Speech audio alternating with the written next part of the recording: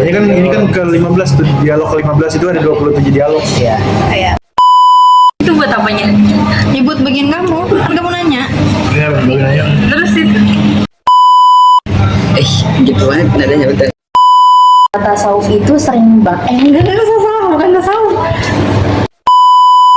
Kita bakal nanya ke Wahyu tentang tasawuf. Wahyu ya, salah namanya Wahyu.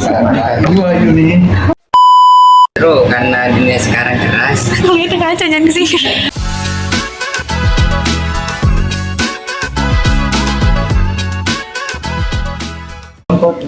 Assalamualaikum warahmatullahi wabarakatuh. Kami dari Alam Talks, Aca, Wahyu, Ara, Marvel berbicara. Jadi kali ini kita bakalan bahas tentang apa itu tasawuf, apa aja maknanya dan contoh-contoh dalam kehidupan kita ini seperti apa, pentingnya tasawuf itu apa, dan tokoh-tokohnya seperti apa. Iya, jadi obrolan kita hari ini itu bukan mencari siapa yang paling benar, tapi mengetes apakah tasawuf itu relevan dengan kehidupan saat ini.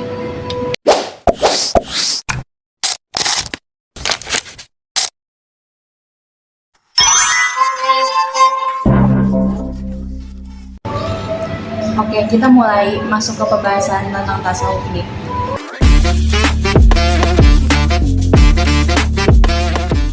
Tasawuf itu kan kedengarannya indah banget tuh ya, membahas tentang ikhlas, sabar, zuhud. Nah, tapi jujur aja nih, sebenarnya realistis nggak sih kalau tasawuf itu dipakai di zaman sekarang yang keras dan penuh persaingan?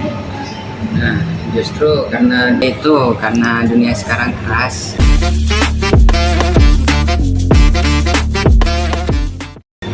Tasawuf jadi makin penting.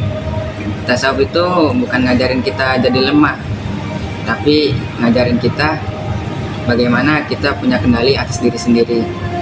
Di dunia yang isinya kompetisi, tekanan, dan tuntutan, orang yang nggak punya kendali batin itu malah gampang hancur.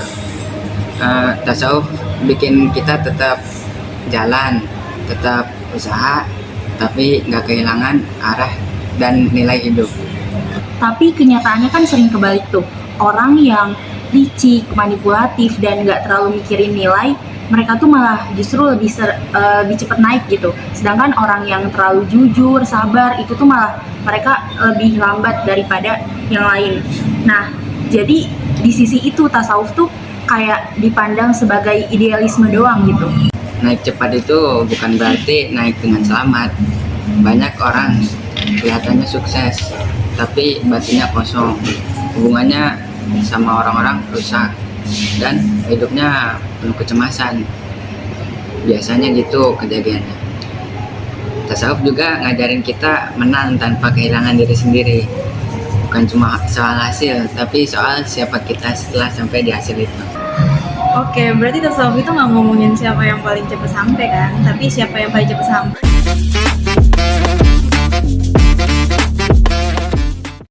tapi dengan tujuan yang jelas tanpa kehilangan arah dan kesehatan batin. Intinya sampai pada tujuan tapi tidak kehilangan arah. Bener Wahyu? Benar. Iya gitu.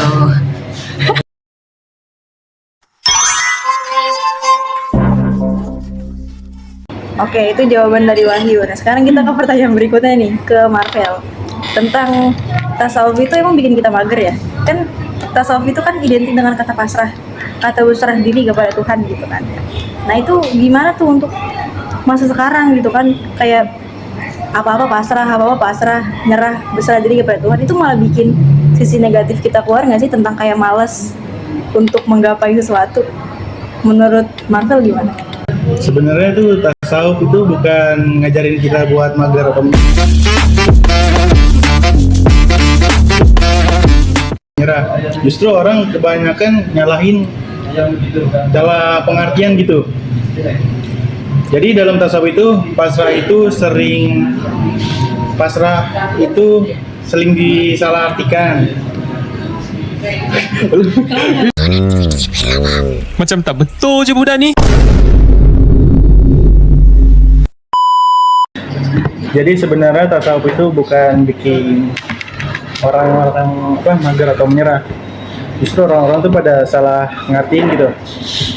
Jadi dalam tasawuf itu pasrah itu datang setelah usaha maksimal, bukan sebelum. kita tetap belajar, tetap kerja, tetap berjuang. Pasrah itu urusan hati. Dalam artian kita berhenti nyalahin diri sendiri dan takdir setelah kita udah ngelakuin yang terbaik. Nah,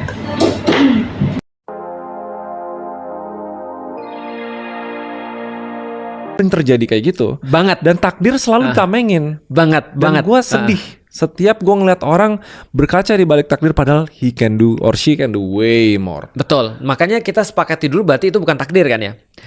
Tapi itu sebenarnya adalah wilayah ikhtiar sebenarnya. Harusnya wilayah ikhtiar. Wilayah ikhtiar. Ya, kemarin kan kita belajar tentang tawakal ikhtiar Betul. kan. Makanya sama istiqomah. sama istiqomah. Wilayah takdir hanya barang-barang yang nggak bisa dia kuasai. Yang dia nggak akan diminta pertanggungjawaban. Yang tadi bagian realitas yang nggak bisa diubah. Contoh misalnya, dan semua orang bisa memaklumi contoh ya. Nah, kenapa nggak kayak gini? Oke, sorry dipotong. Nggak apa-apa, Ini nggak penting. Tadi kan gue nanya ChatGPT dulu soalnya. Dan ChatGPT, ini, oke. Dia sempat ada 2 kalau nggak Iya. salah. Lupa tadi namanya takdir Mu'allaq yang tidak dan mubrom. Nah, takdir yang tidak bisa diubah sama Iya. takdir yang Bisa diubah. Oke. Nah, tapi itu masih di satu buku yang sama nggak kalau teori yang itu? Enggak, nanti aku akan kasih tahu kenapa. Jadi gini, pembahasan takdir ini ulama-ulama banyak mengartikan. Tapi menurutku ini salah satu pembahasan yang menurutku ya nantinya akan menimbulkan masalah baru. Nanti aku kasih tahu kenapa mu'allaq dan mubrom itu nantinya akan menimbulkan problematika yang baru. Tapi ini salah satu kayak usulan dari para ulama. Usulan dari para ulama untuk mengkompromikan permasalahan-permasalahan yang bisa diubah dan nggak bisa diubah. Oke, ini penting ini salah satu ya. Oke. Oke, berarti kita satu-satu dulu ya. Berarti di dalam Islam, kalau kita mau ngambil gambaran besarnya, takdir adalah sesuatu yang kita nggak bisa ubah dan semua orang pasti udah ngerti itu nggak bisa diubah. Semua orang bersepakat dengan sesuatu itu nggak bisa diubah. Contoh, kalau ada karyawan yang datang ke kantor lu, lalu kemudian bilang, lu kemana aja? Ini jam berapa? Jam 11. Lu waktu tanda tangan untuk kerja jam berapa? Jam 8 kan? Kenapa jam 11 baru datang? Dia bilang, udah takdir bos. Lu nggak percaya takdir bos? Lu bilang apa? Kalau gue jadi bosnya, gue bilang ini, takdir lu juga hari ini angkat kaki dari kantor ini. Iya kan? Kalau dia mau main takdir, kita bisa main takdir dong. Juga ya, Iya kan? gitu ya, Kita balas gitu ya. takdir juga kan. Kalau dia nggak terima, loh, aku nggak terima, emang salah gua apa? Ya udah takdir. Ini takdir. Nah gitu kan ya, kita bisa balas Oh begitu. iya, kita Iya. Uno reverse. Jadi kalau salah sekalian kan gitu kan ya. Nah tapi kalau ada sesuatu yang orang-orang semua tahu, contoh ya, kenapa lu datang jam 11? Dia bilang gini, mohon maaf, ibuku meninggal. Realitasnya nggak bisa diubah dong. Ibunya meninggal nih. Kita bilang, kenapa kamu masih masuk kantor? Pulang aja dulu, ambil waktu, urusin ibumu dulu. Karena kita semua sudah paham bahwa ini nggak bisa diubah nih, ibunya nggak bisa hidup lagi. Kecuali kalau besoknya dia datang lagi, dia bilang ibunya mati lagi. Nah itu ngehe. Udah takdirnya tanda tangan surat resign. Nah betul, nah itu maksudku kan. Nah artinya kalau kita lihat berarti di dalam Islam takdir itu adalah perkara-perkara yang kita nggak bisa ubah dan kita yakin itu sudah ketentuan Allah dan pasti baik bagi kita. Kalau gue ngerasa kayak gini ya. Kalau misalnya gender kita Ya, dilahiri oleh laki-laki siapa, atau perempuan, di mana, betul. Ras itu apa? menurut gue oke lah takdir. Itu takdir. Tapi kalau misalnya outcome, misalnya gini. Nah ini kontroversi nih. Berapa banyak uang yang gue bisa hasilkan di umur tertentu itu udah tertulis kalau menurut ini Itu Islam. pilihan. Nah, Nanti kita bahas lagi tentang takdir yang lebih berat ya. Tapi di level ini kita bahas dulu, kita sepakati dulu itu pilihan. oke. Itu pilihan. Nah nanti kita akan sepakati takdir mana yang nanti mencakup yang lu bahas. Yang lu pernah dengar kan ada orang lahir sudah ditentukan sebagai orang-orang yang bahagia atau sengsara, masuk surga atau masuk neraka. Ini kayaknya semua predestin dong. Termasuk kita kaya atau miskin jadi predestin dong. Nah itu kalau ditanya pada orang-orang kebanyakan mereka langsung jawab jump to conclusion itu semua takdir. Dan itu yang lu maksud bener-bener pikiran gak produktif dan gue sepakat. Oke. Oke, berarti kita sepakati dulu ya. Oke. Ras itu takdir. Maka aku beriman, ya Allah, aku beriman kepada Engkau, aku dilahirkan sebagai orang Cina di Indonesia. Karena itu sudah takdir. Karena kalau kita menolak itu nanti akan ada banyak masalah mental yang kita punya. Karena kita nggak menerima diri kita apa adanya. Iya. Nah, jadi takdir itu untuk itu sebenarnya. Oke, orang meninggal. Suatu saat nanti aku akan ditinggalkan oleh bapak dan ibuku. Kalau enggak aku yang meninggal duluan. Dan itu perkara takdir. Ketika itu terjadi, itu kan ya, maka aku menerima. Contoh, bapak mertuaku meninggal. Itu ketika kita baru pulang dari Turki. Pas kita mau ke sana meninggal, istriku di mobil nangis dan dia bilang, Abi, kalau aja dokternya itu lebih bagus. Aku bilang hati-hati ngomong, karena omongan kalau itu justru menandakan kita tuh tidak beriman pada Allah.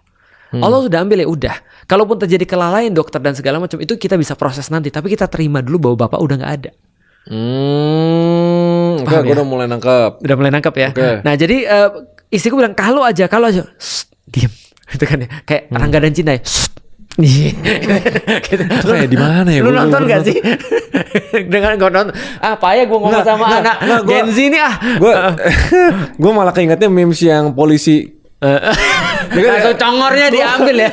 Gue malah inget yang nangkap congor. Iya, congornya diambil. Enggak, ini Rangga dan Cinta nih. Oh iya, Zamanku. iya, ngerti gue. Gitu kan ya. Kalau SMK dipilok gitu kan. Kok gue gak nyambung ya? Ini beda-beda generasi. Iya, beda gitu. generasi kita. Oke. Nah, jadi artinya aku bilang jangan ngomong kalau, andai dan segala macam, karena andai dalam perkara ini sama aja kayak kita tuh kayak andai begini. Enggak juga. Udah, ini sudah enggak ada orangnya, udah terima dulu.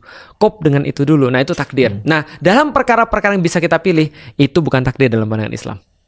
Perkara yang bisa kita pilih. Contoh ya, perkara yang bisa kita pilih. Mau jadi apa, itu bisa kita pilih. Mau kemudian pergi kemana hari ini, mau sholat atau tidak sholat. Nah, karena ada orang-orang di sana banyak. Aku pernah nanya tuh, kenapa kamu nggak sholat? Ustadz nggak percaya pada Lauhul Mahfud. Udah tertulis aku tuh nggak sholat. Nah itu langsung mulutnya diginiin tuh tadi congor. Iya, congornya tangkap kalau kayak gitu. Gue sih kesel juga kalau kayak gitu sih. Nah itu betul, gue sepakat. Nah sekarang kita masuk ke layer yang kedua. Tapi ini layer yang pertama udah masuk ya. Layer yang kedua. Mengenai dengan segala sesuatu kejadian di mana di dunia ini dan termasuk tadi takdir itu ada yang bisa diubah dan nggak bisa diubah. Nih, pertama aku mau bahas dulu tentang bisa diubah atau tidak bisa diubah. Gini, aku mau ngambil ini nih. Ada yang lebih kecil nggak sih? Ada pena nggak? Nah itu aja tuh inhaler ada di sana. Ini pena nih. Aku pegang pena ini di tangan mana? Tangan kanan. Kalau aku pegang pena ini di tangan kiri, maka lu bisa jelas melihat perubahannya. Karena tadinya di kanan, sekarang di kiri. Oke, kalau gini gimana? Ini gue pegang pena di tangan mana nih? Lo nggak tahu? Nggak tahu. Dan gue bilang sekarang gue udah pindahin penanya. Ini pindah ke mana? Nggak tahu juga. Berarti kita nggak akan bisa mengatakan sesuatu berubah kalau kita nggak tahu apa-apa. Nah, takdir itu kita benar-benar nggak tahu. Lauhul Mahfud kita nggak pernah lihat. Takdir Allah kita nggak pernah tahu. Jadi kita mengatakan. Tapi mending inilah pasrah. Mana kata gue PPT pasal gue PPT Kan orang-orang pasrah tuh butuh ikhlas. Pas dari awal yang terakhir Iya makanya ini mereka tuh pakai kata ikhlas cuma buat nutupin doang. Enggak, itu kan kata sebelum itu pasrah. Kan banyak orang masalah artikan ini kata pasrah. sebelum bayar. Iya kan. Jadi orang pasrah itu belum tentu ikhlas ya nanti. Iya nggak? Iya. Iya nggak? Orang pasrah belum tentu ikhlas kan? Iya emang. Nah kalau itu mah diserahin ke Wahyu aja tuh sepuhnya tuh ini. Ayo ngomong yuk. Nah itu penting dilurusin, itu bukan tasawuf, itu malas yang dikasih baju agama. Jadi itu tasawuf itu justru ngajarin kita untuk muhasabah, seperti apakah kita sudah usaha maksimal atau kita malah nyerah duluan. Udah,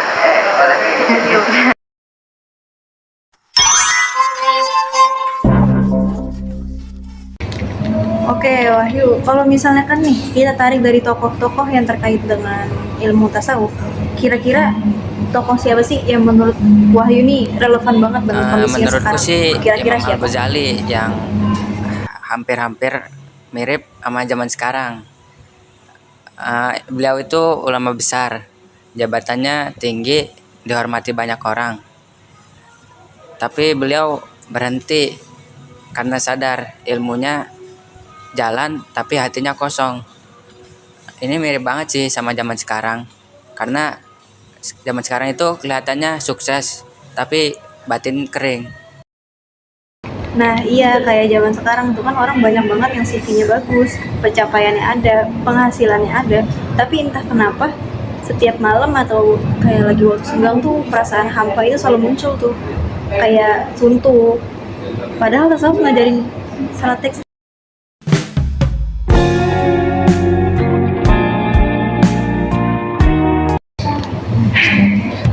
Nah, kalau soal Hasan Al-Basri nih, jujur aja nih ya, itu kan sering banget ngebahas tentang orang takut miskin. Nah, itu relevan gak sih di era yang sekarang? Emang masih nyata nih?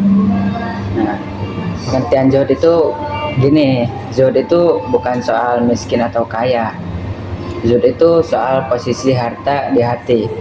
Seperti punya banyak tapi nggak diperbudak, atau kehilangan harta tapi nggak hancur gitu, sedih. Itu zuhud.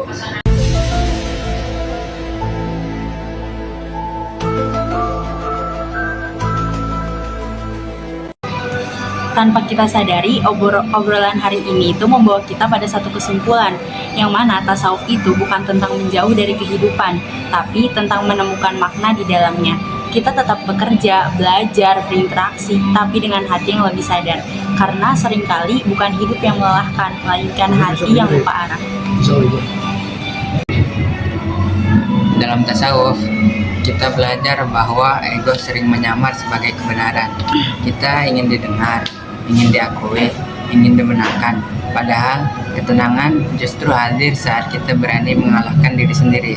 Saat kita sadar, tidak semua hal perlu dibuktikan dan tidak semua rasa harus dipertahankan. Asik. Tutup dulu ya tadi. Yang paling penting menyentuh dari tasawuf adalah ajarannya tentang pulang dari kebisingan pikiran, dari luka yang kita simpan terlalu lama, dari ambisi yang tak pernah puas. Tasawuf juga mengajak kita untuk kembali mengenal siapa diri kita sebenarnya. Hamba yang lemah tapi selalu diberi kesempatan untuk kembali. Mungkin kita belum mampu sepenuhnya dalam kesadaran spiritual, masih sering lupa, sering tergelincir. Tapi tasawuf mengajarkan kita satu hal penting, bahwa setiap kali kita ingat, disitulah harapan selalu ada. Tidak ada kata terlambat untuk kembali menjadi lebih baik. Semoga percakapan ini menjadi jeda kecil di tengah hidup yang serba cepat, jeda untuk bernafas, merenung, dan menata ulang niat. Terima kasih sudah berjalan bersama sampai akhir video kali ini. Sampai bertemu lagi di obrolan berikutnya dengan hati yang lebih lapang, pikiran yang lebih jernih, dan langkah yang lebih terarah. Awam Talks, Aca, Wahyu, Ara, Marvel. berbicara. Sekian, terima kasih.